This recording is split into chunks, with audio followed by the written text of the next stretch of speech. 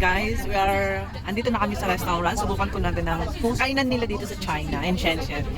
Shenzhen. Kasi gutom na kami. We are always riding 2.5 hours. So, still traffic. And 5 hours, in 5 minutes, the tour guide said we are in the restaurant. Let's see the fancy, yummy restaurant here in Shenzhen. Again, today I want to show you the place, the building. Ayan, ganitong building nila, parang nasa London tayo. Ano? Ang building nila is like London. But here is like in the Philippines ang building. You see the difference? You cannot see. Ayan. Ayan guys, going out now to the restaurant. Well, This is my first time. Bye-bye. okay, let's go. Come on. Yeah, just follow. Ayan, the restaurant is there guys. So yummy, I think. Parang yummy po. And ayan, kain po kami sa restaurant na yun. Okay. Ayan, welcome. Okay. Ayan, welcome to the restaurant guys.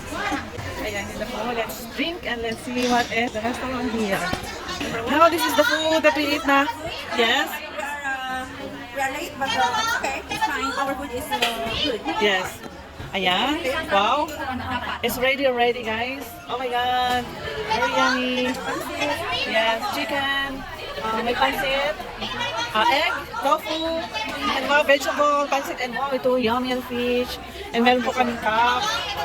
So, upo na po tayo. Ay, nalilig ka ba tayo? Okay.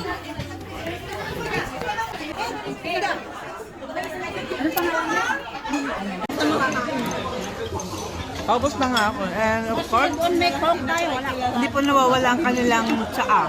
Bawang kahit after. Pampatanggal oil, di ba? Ayan, guys. Akala mo marami ang laman, pero ito pala, dalawang pinggan ang Pinagpatong. Yan. para hindi tumikit pa. And the other side, ang ating mga kasama, ayan. Grabe yung nasa kanila, ubos na ubos. Itong pansit, guys, alam nyo, ubos na ubos. Pilipino talaga. Pansit yun. Siyempre, may mga kasama po kami. Ate, taga saan po kayo? Tarlac?